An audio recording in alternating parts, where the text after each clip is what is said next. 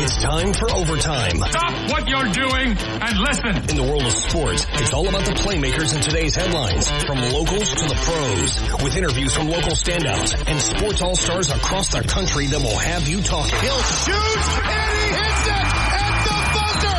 Hear from coaches to players, sports analysts, and broadcasters who are a part of the action every day. Overtime, now with Bert Remien on ESPN 102.3 AM 1000 KSOO, Sioux Falls sports leader.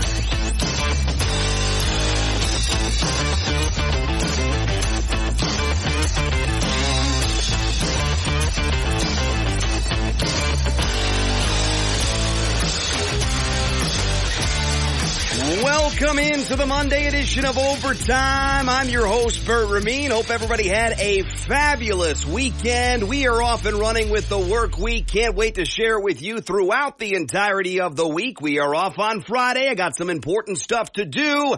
But until that time, I can't wait to break down the upcoming NBA Finals, the upcoming NHL Stanley Cup Finals, and so much more. And yes, all of the Minnesota Vikings Justin Jefferson trade talk was absolute BS and malarkey. Justin Jefferson, massive deal, highest paid non-quarterback in NFL history, highest paid wide receiver in NFL history. A mega deal dropped on our laps as of this morning as we crank it up and get it rolling on Overtime this Monday, June 3rd edition of the show. Thanks so much for being with us as always right here on your Sioux Falls sports leader. On the show today, on this day in sports history, always hits on Mondays with Overtime. That's coming up in about 20 minutes. In about 30 minutes, we'll be talking Major League Baseball. We're cleared through the Memorial Day holiday. We're into the month of June and prime for a beautiful summer across Major League Baseball. We'll be talking MLB. We'll be talking college baseball that very nearly has the super regional round all set for the postseason. A lot to look forward to there. We'll break it down with one of our favorites in the baseball world. Wayne McDonald Jr. of Forbes swings by in about 30 minutes on today's show. The latest from the NFL. There's a lot to get to here, including a Minnesota wrestling legend earning an NFL opportunity. That's old news, but still very newsworthy. That hit on Friday, and we react to it today and over the weekend with Gable Steveson earning an opportunity with an AFC team to play football for the first time in his life professionally. Also talk to you about the implications of the Justin Jefferson deal. Is it a good deal? Of course it is. You lock down the best receiver in football, but I'll rank my top 5 receivers right now, not based on how much they get paid, not based on how many balls they catch, but as impactful as they are in the National Football League. Justin Jefferson, no spoilers here, my number 1 receiver in the NFL heading into 2024. Hour number 2, headlines and highlights, NBA and NHL Finals preview, the odds, and everything you need to know about the pair of matchups heading our way. NBA Finals start on Thursday. NHL Stanley Cup Finals, you have to wait till Saturday before that gets going in the NHL. Sioux Falls Canaries playing pretty darn good baseball. Strong record, won 7 of their last 10. And manager Mike Meyer will swing by around 12:30 today on the show. And we finish up the Monday edition of Overtime by giving you the good, the bad, and the ugly from the sports world, including a story from the world of golf and the PGA Tour that you can't afford to miss if you want to bring a smile to your face and maybe a tear to your eye on your Monday. NHL scorecard from over the weekend. Saturday, Florida. The Panthers are on to the Stanley Cup Final once again, winning the series 4-2 over the Rangers. That final 2-1. And yesterday, Dallas and Edmonton locked horns from up in Edmonton, where the Oilers persevere. Here's a couple goals for them during the game. Finds McDavid, heading for the net, around Steele, toe drag, backhander score! What a sensational goal by the captain, Connor McDavid! It's 1-0 Edmonton! Rope Hintz challenging Bouchard, up top, McDavid took it from Hyman, in over the line, now feeds Hyman, quick shot, score! Power play goal! Edmonton takes the 2-0 lead! Zach Hyman from Connor McDavid with his 14th, and this crowd on its feet! Those are the 2 goals yesterday for Edmonton. They win it at home against Dallas 2-1 over the Stars. Here's how the final horn sounded last night. 3 seconds. He's grabbed and blocked. This game, this series is over. Edmonton's heading to the Stanley Cup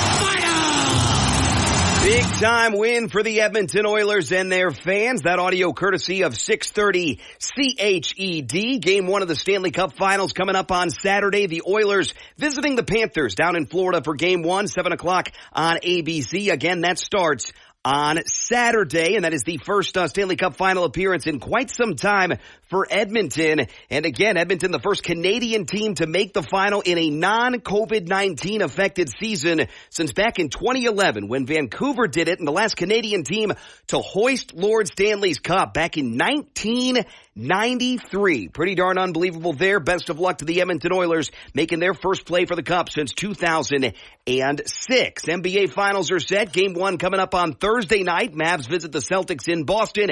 7:30 start time on ABC.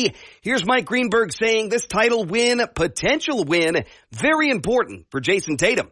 When you put that uniform on, it magnifies it because from the moment he's been drafted, let's face it, he's not competing with the other. I also voted for him first team All-NBA, and all my Knicks fan friends were mad at me that I put him on ahead of Jalen Brunson. But he deserved it.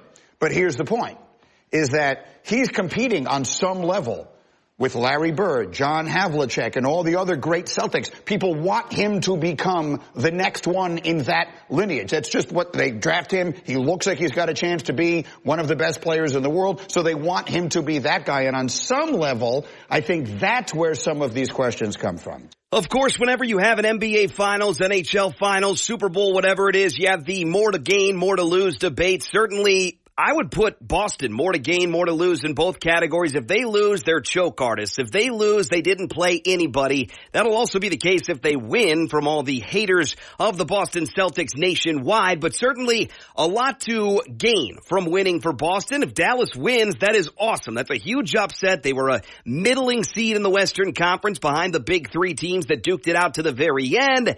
Dallas wasn't thought to do too much in the postseason or the regular season this year with their kind of re-upmanship of Doncic and Irving. They exceeded expectations. They've exceeded expectations in the postseason, but Boston certainly has a ton to gain because they can finally get the monkey off their back that's looming since 2008. They can finally get the monkey off their back that says Tatum's not a star, Brown's not a star, they're not number ones, they're not alphas. They can put all that to rest, and then you can get a title for the guys like Jrue Holiday, Kristaps Porzingis, and others that make Boston go. That would be a huge win for them, and certainly a ton to lose if they happen to fall to the Dallas Mavericks from a Boston Celtics perspective. Game 1 of that NBA Finals coming up Thursday, 7:30 on ABC. Major League Baseball, the Cubs continue to struggle. They lost to Cincinnati yesterday at home 5-2. Cubbies are 29-31. Minnesota Twins back on the right track lately. Trevor Larnach, a solo shot to open up yesterday's scoring. As the 2-1 is on the way. And this ball hit well for Larnach. High fly ball to deep right field. Does it have the distance? It does. A leadoff home run for Trevor Larnach as he plants it in the Astros bullpen. And the Twins, with a bang early, they lead 1-0. Twins would hang on for a 4-3 win yesterday. Stephen Okert with the win, his second of the year. Johan Duran his save, his 10th of the season. Minnesota playing good baseball, 33-26, the overall record. But of course, fans still wondering when Royce Lewis could return. Here's what manager Rocco Baldelli had to say. You know, we plan on Royce returning. When Royce does return, it's going to move some of our responsibilities around for different guys, different positions that they'll be playing more often than not. When Royce comes back, he's going to play, of course, but he's not going to be out there 7 days a week. He hasn't done that. It's been a very long time. So he may play a couple games, 2-3 games, get a day, play 2-3 games, get a day. So there'll be some movement there. Twins manager Rocco Baldelli. Again, the final yesterday from Houston. Twins 4, Astros 3. New record for Minnesota, 33-26. Final yesterday from Boston. Detroit takes the Red Sox to extra innings and finishes the job on the road. 2-2. Fly ball, left center field. This one's deep, and this ball is off the wall. Baez is going to be waved around third. And he is going to score without a throw. Carson Kelly delivers. Bangs it off the big wall and left. 8-4 Tigers in the 10th. Tigers put up 4 runs in the extra 10th inning. They win it 8-4 on the road. Other finals, Washington wins in Cleveland 5-2. Milwaukee fends off the White Sox 6-3. Brewers are 36-23. Royals win at home to the Padres 4-3. Dodgers beat up on the Rockies 4-0. And Sunday night baseball last night, the St. Louis Cardinals earn a win over a very impressive Phillies team. Game number 57 for the Cardinals. Swing and a base hit to right field. Gorman drives in Mason Wynn, and the Cardinals take the lead here in the top of the 10th inning, 5-4. As Nolan Gorman comes through. 5-4 would be the final. New record for St. Louis, 28-29. Philly falls to 41-19. Today and tonight in Major League Baseball, Brewers at Phillies gets us going at 5:40. Tigers at Rangers, Cardinals at Astros, Reds at Rockies. The other matchups concerning area and or AL Central teams. And your latest AL Central standings on a Monday. Guardians still the class of the division, 39-20. They're 4 games up on Kansas City at 36-25 and 6 games better than the Twins at 33-26, followed by the Tigers and the White Sox, who have lost 11 straight games. Chicago 15-45 on the season.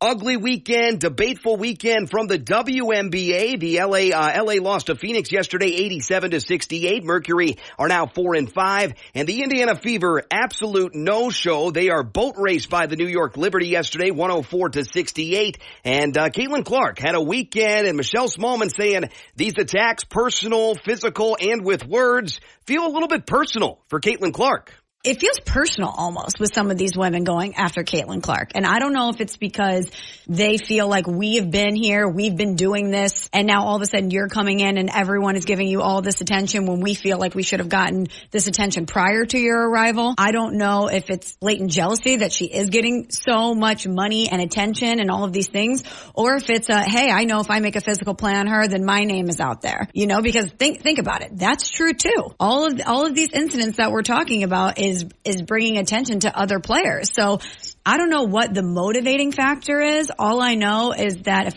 if I'm the WNBA, I'm looking at the physicality that Caitlin Clark is absorbing, and I'm wondering how ultimately that's going to affect her play and our product. Been a pretty eventful rookie season thus far for Caitlin Clark, to say the least. Just 3 points in a tough loss yesterday to the Liberty, 104-68. And Chennedy Carter, all of a sudden, public enemy number 1 over the weekend. Cheap shot off the ball, foul over the weekend. Not a good look, and I don't even want to debate about it because it's pretty undebatable. Whether or not Caitlin Clark was giving her the business on the other end of the floor, physically, maybe talking to her in her ear a little bit, still doesn't warrant that kind of foul. I don't have any sympathy at all for that kind of play, ugly play, dirty play, and the WNBA continues to review and analyze and dissect the situation from over the weekend. No action tonight in the WNBA, but tomorrow night, Liberty visit the Sky, 7 o'clock on NBA TV, Mercury at the Storm, 9 o'clock on CBS Sports Network tomorrow night. And we open up the NFL talk with some breaking news and some tragic news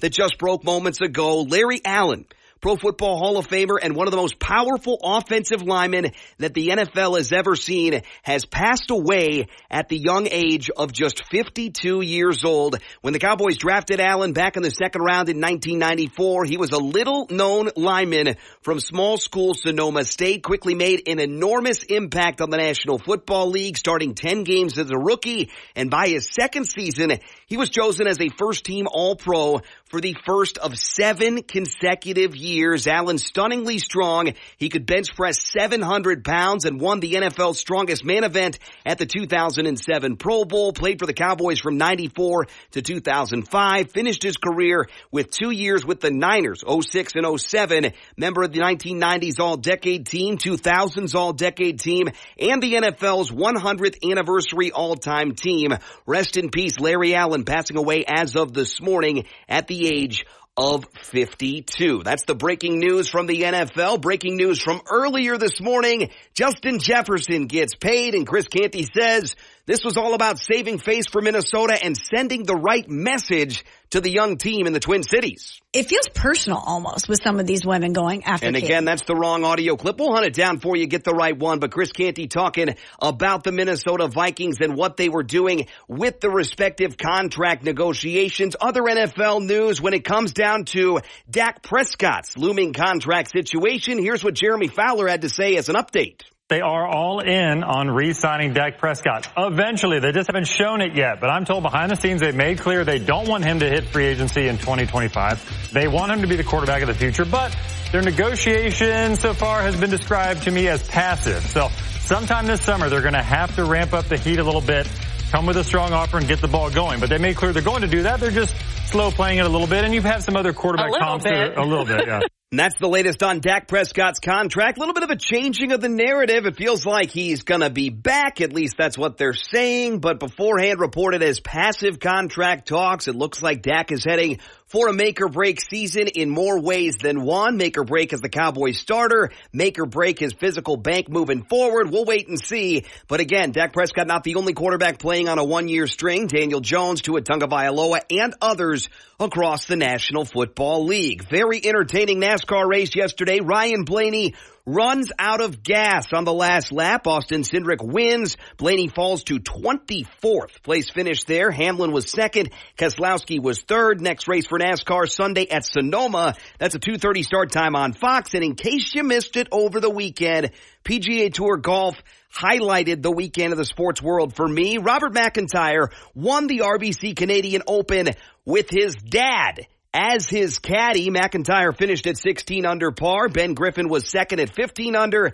and Victor Perez third at 14 under par. And it was the conclusion of the regular season for the UFL over the weekend. Stallions took care of the Panthers in a very close game, 20-19. Birmingham 9-1, best record in the league for the regular season. Brahmas and Battlehawks also played in a 1-point game on Saturday. Battlehawks of St. Louis winning over the Brahmas 13-12. Both those two teams finished the season at 7-3, and the season comes to a close for the Renegades, Defenders, Roughnecks, and Showboats. Those four teams duked it out on Sunday. So on to the playoffs now. 4 teams in the postseason, and it's the exact same matchups. We're redoing it once again, but in the postseason now. Panthers at Stallions on Saturday, 2 o'clock on ESPN and ABC. And on Sunday, the Brahmas visit the Battlehawks in St. Louis. That is a 6 o'clock Sunday night contest on Fox. Into your Reliabank headlines of the day here for hour number 1. The accolades keep on coming for Augustana's Jack Hines as he was most recently named to the ABCA Rawlings NCAA D2 All-America First Team, announced by the ABCA All-America Committee late last week. Hines became a 2024 consensus First Team All-American after already being named the NCBWA and D2 CCA All-American, and he becomes the 3rd consensus First Team All-American in program history and the 6th to be named to the Rawlings First Team. Congratulations to Jack Hines. And again, founded back in 1945, the American Baseball Coaches Association is the primary professional organization for baseball coaches at the amateur level, and Jack Hines recognized as an All-American on the first team.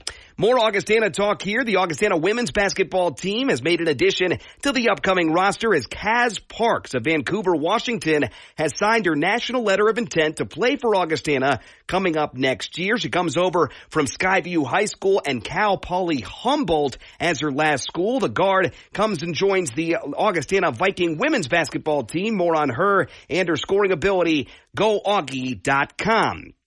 Interesting auction up for debate, interesting sale going on as far as Jackrabbit fans go. Items from Frost Arena are available for online purchase now through June 28th. All proceeds from the sale will be put towards student-athlete scholarships at SDSU. Included in the online sale are courtside seats, 4x4-foot sections of the original arena playing floor, signage, bleacher boards, and seat backs from the chairback seating in the upper north sections of the facility. Quite the great sale going on right now for SDSU athletics. Frost Arena getting piecemealed out there for a good cause for SDSU. The Minnesota Vikings and star wide receiver Justin Jefferson officially reaching an agreement this morning on a 4-year, $140 million contract extension. It's $110 million guaranteed according to the sources. The deal makes JJ the highest paid non-quarterback in the history of the National Football League. Those are your Reliabank headlines of the day here for hour number 1. We're going to come back with a little On This Day in Sports History. That's coming up next on Overtime. Before long, talking college baseball, Major League Baseball, and more with Wayne McDonald Jr. of Forbes. We take the break, back with more of Overtime after this on ESPN 102.3 AM 1000 KSOO.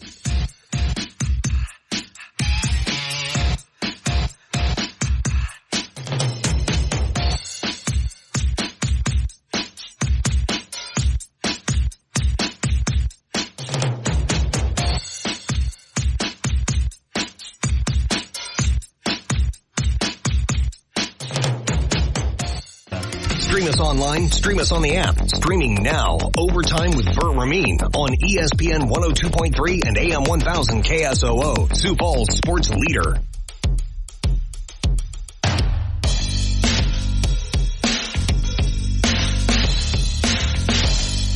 Right back with you. It's the Monday edition of Overtime. Thanks so much for tuning us in, as always, right here on ESPN 102.3 AM 1000 KSOO. ESPN Sioux Falls got together with our friends over at Manly Tire and Oil and have put together a fantastic Father's Day gift package. This year's Manly for Dad winner will receive a $625.45 valued prize package, which includes a set of 4 Bridgestone or Firestone tires, value up to $500, an oil change, and an alignment to enter an opportunity to win Manly Tire and Oil's giveaway for Father's Day to get Manly for Dad this Father's Day. All you got to do is fill out a form, ESPNSiouxFalls.com. You hop on the website. This article available right there, top right of your screen. Give it a click, submit the form, and help out your dad this Father's Day. Get Manly for Father's Day with Manly Tire and Oil and ESPN Sioux Falls. My voice was running out of gas as we went to break, but quickly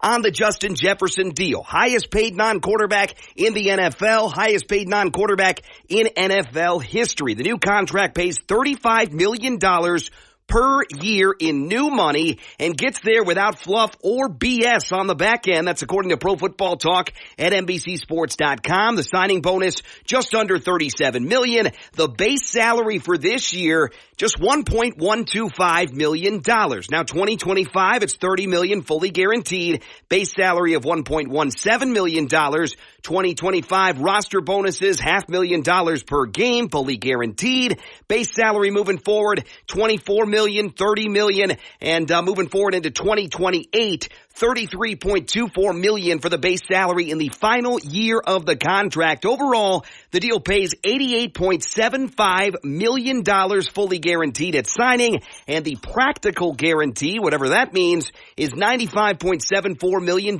since it can be avoided only if he's cut after 1 year. So basically, it's $96 million guaranteed for Justin Jefferson, who certainly is warranting a record-breaking contract. The big question is, who's next? Who gets it done first? Cincinnati or Dallas? Is it Jamar Chase? Is it CeeDee Lamb? Or maybe, just maybe, someone else? But that's the latest on that Jefferson contract with the National Football League. We'll break that down later on in hour number 2, and also deliver who's next between CeeDee Lamb, Jamar Chase, and where they rank in my top 5 wide receivers heading into the 2024 season. Now, though, it's a Monday. It's time for On This Day in Sports History.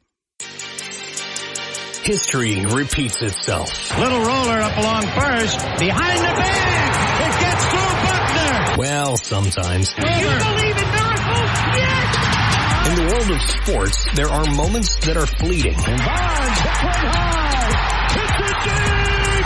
It is out of here. And some that live forever. In the end zone. It is caught for the win. It's time for Bert to deliver those moments that happened on this day in sports history. On this day in sports history on a Monday, we start all the way back in 1851, where, believe it or not, the first baseball uniforms were worn when the then New York Knickerbockers wore a uniform of straw hats, white shirts, and long blue trousers. There's your trivia of the day. 1851, the first uniformed Major League Baseball team. 1925, baseball player Eddie Collins had a big day, became the 6th player in league history to reach 3,000 hits for his career. 1932, on this day, future Baseball Hall of Fame first baseman Lou Gehrig was the first to hit 4 consecutive home runs in a Major League Baseball game. Yankees beat the Philadelphia A's that day 20-13. 1937 day for Josh Gibson. He hit a home run just 2 feet below the rim of Yankee Stadium on this day back in 1937. A 580-foot drive. 1955, more baseball. Stan Musial hit his 300th career home run. And 1972 on this day, French Open women's tennis, American icon and legend Billie Jean King won her only French singles title and beat Yvonne Goolagong of Australia 6-3, 6-3 on this day in sports history in 1972. Other events on this day, 1980 on this day, the Mets drafted Darryl Strawberry. 1989, Nolan Ryan pitched his second one-hitter of the season and his 11th overall in his career. And in 2012, on this day in sports history, Tiger Woods claimed his 73rd PGA Tour victory with a two-stroke win over Andres Romero and Rory Sabatini in the Memorial Tournament at Muirfield Village Golf Club, equaling Jack Nicklaus's record with 73 wins. Birthdays on this day in sports history. It's the 81st birthday today of Billy Cunningham, born on this day in 1943, the American Basketball Hall of Fame forward, championship winner in 67 with the Philadelphia 76ers, and a coach, championship winner in 83 with the Sixers as well, was born on this day in 1943 in Brooklyn, New York. Other impactful birthdays from the sports world today, 1959 birthday for Panthers legendary linebacker Sam Mills, played for the Saints and Panthers, passed away in 2005. 1977 birthday for one of a memorable cast of characters, the greatest show on turf, Az-Zahir Hakim, former wide receiver born in L.A. on this day in 1977, and a 38th birthday today for one of the best, if not the best, clay court tennis player all time on the men's side, Rafael Nadal, 38 years old today, no longer in the French Open this year, but a 1986 birthday for Rafa Nadal, 22 Grand Slam singles title and 14-time French Open winner. That's on this day in sports history. Gets us tuned up nicely for some baseball talk. College baseball, the road to Omaha looks pretty clear for certain teams. We'll tell you who they are and the dark horses remaining, and also dive into all of the Major League Baseball storylines you need to know as we get it tuned up for a very memorable summer of 2024. Wayne McDonald Jr. of Forbes joins us next on this Monday edition of Overtime.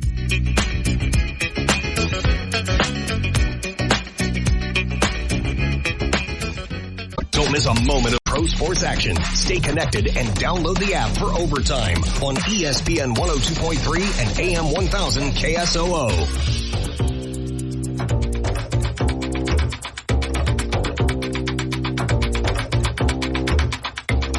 Right back with you, tipping it off to the work week here. Thanks so much for being with us as always right here on Overtime, ESPN Sioux Falls. College baseball is coming down the stretch, and it has been very entertaining. Games going on today, right now, East Carolina and Evansville. Other games throughout the evening as well as we finish up the regionals and head forward to the super regionals for college baseball. Certainly a lot to break down in Major League Baseball as well, as including, of course, the New York Yankees and the tremendous season that they've had. One of our favorites in the baseball world joining us now on the ESPN hotline, Wayne McDonald Jr. of Forbes. Wayne, I know it's a fun time of year, busy time of the year, especially for your Tar Heels out there on the diamond. I appreciate you carving out the time for us. How you been? Oh, it's been great, Bert. It's always fun talking to you, but man, what a weekend of baseball. Yeah, we were talking a little bit off air about some of the highlights, some of the little giants, if you will, like the high points of the world, finding ways to win firsts in program history. This is such an underrated sport, and we talk about it all the time between the two of us on the show. But for those fans that are just getting into it, or maybe they need to hop on and finally watch a game today, can you sell them on college baseball this time of the year? I don't think you need to do much. No, I don't think so. The vibes, the energy, the enthusiasm that I'm seeing at the ballparks is downright extraordinary. I love the loyal fan bases that travel well, and it's about good people who love baseball, who have great enthusiasm and passion for their kids. And most importantly, you blend that with a couple of different fan bases that care. You cannot find a better group of people in the country right now than the people that are at college baseball games, not only this weekend, but in the weeks to come, particularly in Omaha. Oh, absolutely true. Let's talk a little bit about the regional that you'll be covering and continue to cover tonight. North Carolina, LSU, for all the marbles coming up. That is a 6 o'clock. I think that's an Eastern time. So we'll call it 5 o'clock Central on ESPN2 broadcast. Yesterday, though, or earlier in the series, LSU took down North Carolina 8-4. What are you expecting to see? Because this is really anyone's ball game and two really good teams and programs going at it. I'm expecting it to be a high-scoring game tonight. I just spoke to a few colleagues of mine and said I think it's going to be a 12-7 game. Wow. In North Carolina's favor because, look, what I've seen since Friday with both of these clubs, they're immensely talented. They have tremendous power. I think both teams have really worked hard with their pitches, but I think they're tired. But given the propensity that both teams can explode offensively, it would not surprise me to see a high-scoring affair in Chapel Hill this evening. And my thought is I think North Carolina can outlast LSU, but it's going to be another classic ball game.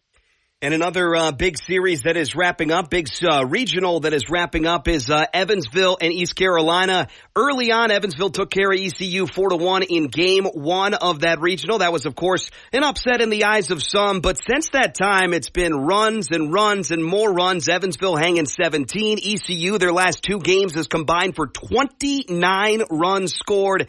They'll wrap this one up today. This one officially getting underway any minute now, or actually underway. Talk to us about the storylines there for the Pirates in Evansville. Well, every year it's like East Carolina seems to be like the dark horse team to get to Omaha because they're always so good. They're so well coached by Coach Godwin. They have, talent this year. Trey Savage, pitcher's going to be probably drafted within the first 15 picks of this year's draft.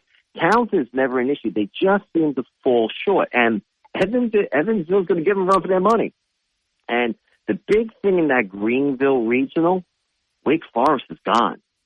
So a team that was in the College World Series last year is not there. So don't be surprised that Evansville can pull the upset. But I do believe East Carolina can move on. But if they do, they got to face Tennessee. So whoever comes out of the Greenville Regional has Tennessee waiting for them, and good luck with that. And there's certainly a lot of heavy favorites. Tennessee, the favorite if you look at the rankings and everywhere else right now. But anyone's game moving forward. A lot to look forward to. College World Series officially starts on June 14th. Super Regionals will run Friday through Sunday or Saturday through Monday, depending upon the region. That's the latest on college baseballs. We're talking with our buddy Wayne McDonald Jr. of Forbes here. Wayne, Major League Baseball, we're after Memorial Day, just about getting into the dog days of summer. Can't wait for all the storylines to develop. What are the storylines for you right now this season that you think will keep you entertained over the summer? Well, I think the Aaron Judge Juan Soto experiment is working. Yep. I would say that with great certainty. The Mets have become a dumpster fire. The Dodgers are intriguing beyond belief, just because of the talent there. I really like that AL Central, just for the perspective that, all right, the Twins are 33-26 and 6 games out, but I believe that's anyone's division. Yeah.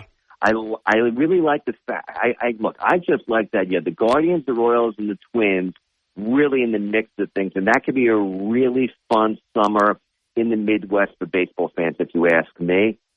But those and the Phillies. I mean, how you can't not like the Phillies?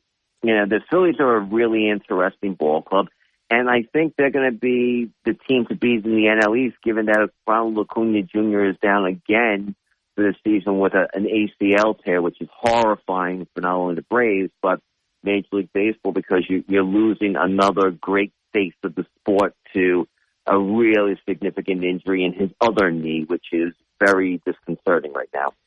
Wayne, we'll talk about the Yankees, and of course we'll talk about the Phillies in just a little bit, but is there one team across the league that nobody's talking about that's pretty darn good? Because for me, the answer is pretty apparent that it's the Milwaukee Brewers. Am I wrong there? Because Milwaukee is 7 games up on the Cardinals in the Central of the National League, and I don't feel like they're getting love because, of course, the Phillies are out to such a great start. The Braves are good, but they had the injury to Acuna, and then the Dodgers, you can't not talk about them with the star power. So is it Milwaukee or is it somebody else? Oh, I totally agree. It's the Brewers, because if you look at the storylines through Memorial Day, it's Yankees, it's Phillies, it's the Dodgers, without question in terms of their performance.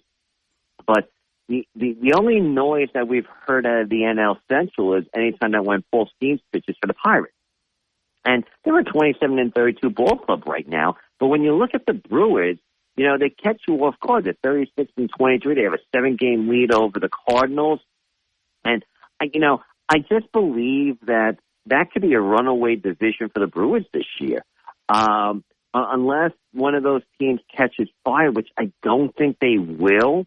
Yeah, and I think the Brewers are going to be that nice story because remember, Craig Counsell leaves, and everyone's thinking, okay, I guess baseball in Milwaukee is done because the great Craig Counsell decided to go to the Cubs. Yeah. When in fact, the Brewers are basically saying, we're good. We're going to be good for a while. We're young. We got talent, and we're going to do it. So I totally agree, and that's another interesting ball club for baseball fans to pay attention to this summer. Wayne, I want to ask you about the Yankees and the Phillies. Everybody made a big deal about the Phillies' hot start. They've cooled a little bit, 5-5 through their last 10. They're 41-19. The Yankees on the other side, 42-19. You can say you're buying both. I don't think you're going to say you're selling both. But where do you stand on these two teams? Who are you buying more at this stage to be that team and go ahead and get the job done at the end of the season? That's a great question because I'm pretty high on both teams right now because I really love what Rob Thompson has done with the Phillies, and I believe Bryce Harper is perfectly situated in Philadelphia on so many different levels that he's going to be an icon in that city for generations to come. But it's very hard to go against what Juan Soto and Aaron Judge are doing as a duo with the Yankees. It's very historic. I mean, Judge is coming off a historic month. Yeah, Aaron Judge and Bryce Harper were both the AL and NL players of the month for the month of May, rightfully so. But you look at those two guys in the lineup back to back, and yes, Yankee fans are going to talk about Mantle Maris and everything, rightfully so, comparisons, but there's something special there. But what I also like is that the mid-season acquisition for the Yankees is going to be Garrett Cole coming back from, his arm ailments and his elbow ailment. And think of it that way, a pitching rotation that has exceeded expectations through the first 2 months of the season. And then Garrett Cole starting, rehab assignments tonight, throw in the mix, maybe mid to late June, possibly early July, you're putting Garrett Cole into the rotation. That's pretty lethal, if you ask me. Definitely true. Yankees 42-19, 18-8 at home, and they've won 8 out of their last 10. That is tied for tops in Major League Baseball with the aforementioned Brewers and just a couple other teams. Twins, I want to talk Twins with you real quick because they are hanging around 33-26, 6 games back in the AL Central. They had a big long winning streak, had a big long losing streak, little Jekyll and Hyde. But overall, I wanted to ask you this question because Royce Lewis is nearing a return, kind of similar to Garrett Cole, obviously not a pitcher. But I wanted to ask you, for fans out there that have a player sitting out on the injured list or otherwise working their way back on the offensive side in a batting order, what kind of impact can they realistically expect to have when they return? Because I know a lot of fans are hoping, hey, if we just get Royce back, we'll be right back at the top of the division. But with the wins above replacement, all the analytics, I don't think it's that stark of a difference. Am I wrong there? Or what kind of impact can you expect to get from a player the caliber of Royce Lewis when he does come back for the Twins? I think when he does come back from the Twins, you're probably going to have to give it to around the All-Star break, to be honest with you. Because it's not going to happen instantaneously. I was thinking about the Twins today from the perspective of, okay, 33-26, 6 games out in the division, which is a fun division now. And due to the fact that you have the multiple wild cards, how is it going to look like for the Twins at the All-Star break? Are they buyers or sellers? And if the Twins are under 5 games out of first place in the division by the All-Star break, you got to be buyers. And you got to figure it out. That would be my perspective on the Twins. You have Royce Lewis healthy, massive addition, massive upgrade. That's going to take time. And you have to temper expectations because he's injury prone. We've seen that, but we've also seen the tremendous talent that accompanies that. So for me, it would be you're going to have to give him time to adjust in. And my rule of thumb with the Twins is if you're under 5 games when you hit the All-Star break out of first place, you have to find a way to become buyers. And again, the Minnesota Twins have a lot of work to do. Get back in that driver's seat of the AL Central. So much to look forward to this summer for Major League Baseball, and right out in front of us in college baseball. Wayne, you're the best, my friend. We'll do it again soon. Best of luck to your Tar Heels tonight and moving forward. Well, thanks, Bert. It should be a fantastic evening in Chapel Hill. Everyone check it out. ESPN Sioux, 6 o'clock Eastern time. 6 o'clock Eastern, 5 o'clock Central. That is Wayne McDonald Jr. of Forbes. View the work, Forbes.com. Follow him on Twitter at WMCDon25. Again, the Tar Heels, big opportunity in front of them. LSU, not an easy opponent. 5 o'clock the start time, ESPN2. Baseball going on right now on ESPNU. If you haven't checked out the world of college baseball, yes, you might need to be hard sold on the regular season, but this time of year, it is so great. The regionals, the super regionals, a couple weeks ago, conference tournaments, everything that leads up to this postseason, and then you don't need me to sell you on Omaha if you've never been. Go. If you've never watched it on TV, please, please, please give it a try, because college baseball, nothing short of elite sporting event action this time of year. Wayne McDonald Jr. of Forbes, our guest. Then coming up next, it's time to talk NFL, time to break down that Justin Jefferson mega deal. It's finally done, and we can get on to the next drama with the Minnesota Vikings. What is next, by the way, for Minnesota? We'll talk about that and so much more ahead. Justin Jefferson's contract, my top 5 receivers heading into next year, and so much more on the docket next. The latest from the National Football League coming up next on Overtime.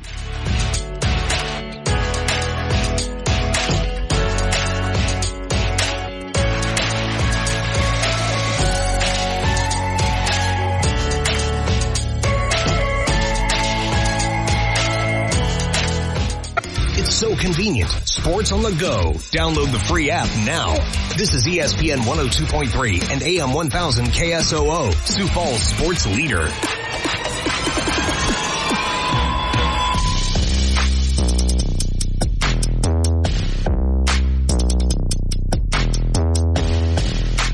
Right back with you on the Monday edition of Overtime. Thanks so much for tuning us in as always. Ever miss any of the show? Podcast links are easy to find. ESPN-SiouxFalls.com or on the free ESPN Sioux Falls app. We start out this segment with the latest from the National Football League with the tragic news that has been released this morning. Dallas Cowboys Hall of Fame offensive lineman Larry Allen passed away suddenly yesterday on Sunday while on vacation with his family in Mexico. According to a team announcement this morning, Larry Allen passing away at the age of 52. The Cowboys said memorial service arrangements will be announced in the near future. Allen, a second-round pick out of small school Sonoma State back in 1994, went on to a Pro Bowl Hall of Fame season, Pro Bowler 11 times, inducted into the Hall of Fame back in 2013, played for the Cowboys, played for the Niners, also won a Super Bowl with Dallas in 1995. Protected Cowboys quarterbacks from Troy Aikman to Tony Romo, and once shifted from guard to tackle in games, played right tackle, right guard, and left tackle, but mostly starred at left guard and was a first-team All-Pro honoree 6 times. Rest in peace. Tragedy for Larry Allen and the Dallas Cowboys fans, community, and his family, passing away suddenly over the weekend at the age of 52. Gable Steveson, in case you missed this over the weekend, Olympic gold medalist and Minnesota wrestling legend, one of the most dominant collegiate wrestlers in NCAA history, is making a jump and a hopeful effort into the National Football League, signing with the Buffalo Bills late last week. Steveson, still just 24 years old, signing the standard rookie 3-year deal, and he will now set out to join Bob Hayes as the only other athlete ever to win a Super Bowl ring and an Olympic gold medal. The Bills announced his signing on Friday. Steveson said he knows the learning curve will be steep, but is excited for the opportunity. I've been fortunate to compete at the highest level of competition in my sport, but I'm looking forward to the challenge of seeing how my wrestling skills may translate to football. I'm grateful to Coach Sean McDermott, General Manager Brandon Beane, and the Bills organization for giving me an opportunity. The 6'1", 275-pound Steveson is expected to play on the Bills defensive line, something he hasn't done before during his athletic career. In fact, the first time Steveson ever put on a pair of cleats was at a recent workout up in Buffalo. Best of luck in the NFL career for Minnesota wrestling legend Gable Steveson. The Washington Commanders have released kicker Brandon McManus days after a lawsuit that was filed against him became public, alleging sexual assault from an incident that occurred when he was a member of the Jaguars. According to a team announcement on Sunday, Washington had signed McManus to a 1-year, $3.6 million deal this offseason, opting not to re-sign longtime kicker Joey Sly. And on Monday, the day ESPN reported the lawsuit, a Commander spokesperson said the team was aware of the situation and was in contact with the NFL as well as McManus's representation, and they have cut ties with kicker, longtime Bronco, a couple other stops. Brandon McManus officially cut by the Washington Commanders. Will he or won't he? That's the question with New York Giants tight end Darren Waller these days. Will he make a mixtape? Will he drop a music video? He did, and it ain't very good, but will he or won't he continue to play football is the question on my mind and the minds of many, including the New York Giants. Giants tight end likely to make a decision by next week's mandatory minicamp about his playing future, and people in and around the team expect that he will retire. According to sources, those close to him believe that he's leaning in that direction. Waller is 31 years old and is owed $10.525 million for the season, with another $1.275 million available in per-game roster bonuses. None of it is guaranteed. So yes, credit where credit's due. It was a savvy contract for the New York Giants because I think they may have seen this coming. But again, Waller leaning towards retirement. In 83 career games, Waller has amassed 350 catches, 4,124 yards, and 20 touchdowns, just a couple years removed from being considered one of the top 10, top 5 tight ends in the National Football League. Justin Jefferson's deal is done.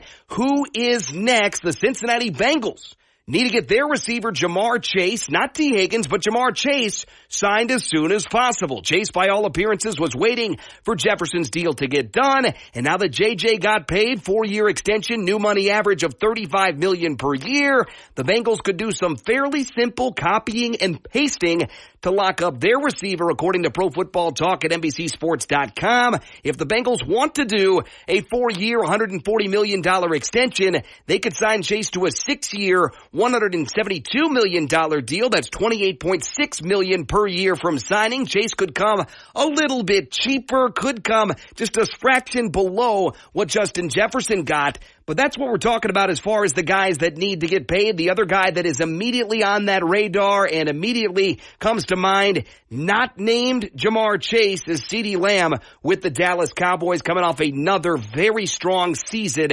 And it's been an offseason lately of paying wide receivers. And let's talk about that. Top 5 receivers in the National Football League. First things first, though, I ever deliver a top 5, I've got a number 6. Number 6. Number 6, Amon-Ra St. Brown, A.J. Brown. They come in together at number 6, just outside of my top 5. I got immense respect for both these guys. Different wide receivers, different style players. Amon-Ra St. Brown, the catch and run, the intermediate guy, the game breaker, the guy that makes you miss so darn good. A.J. Brown, the physical monster on the outside of that Philadelphia Eagles offense, somehow still feels so underrated. It feels like a disservice not to include him in my top 5, but here's why. Number 5. Number 5, Jamar Chase. Might be a little low. I love the player. I need to see more from Jamar Chase, and half that has to do with the fact of the inconsistency of the quarterback throwing him the football. Still had some big games with Jake Browning. He'll have so many big games ahead if he's in the long-term plans of Cincinnati with Joe Burrow. He's the go-to guy. I certainly think Jamar Chase warrants a top 5 receiver, and he is my number 5 receiver heading into the 2024 season. Number 4. Number 4, this one feels a little low as well. Tyreek Hill might be on the back end of his career, but they can't defend him. They can't catch him. They can't tackle him. They can't keep up with him. Tyreek Hill is so much better than the second option on his own team. It ain't close between Tyreek Hill and Jalen Waddle. Tyreek Hill, to me, number 4 in the NFL right now. And again, that feels like a tiny bit of a disservice, but these 3 ahead of him pretty darn good. Number 3. Number 3, CeeDee Lamb, tremendous tremendous season last year, has been a catch magnet, big play magnet, solid hands, and the driver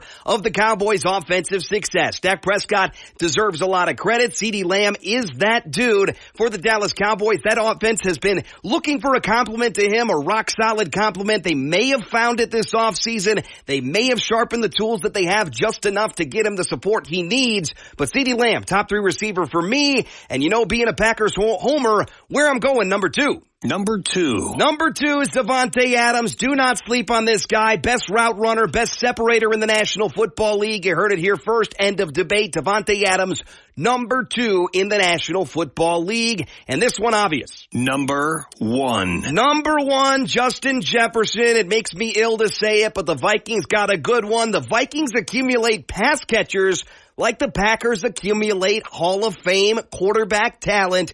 Credit where credit's due.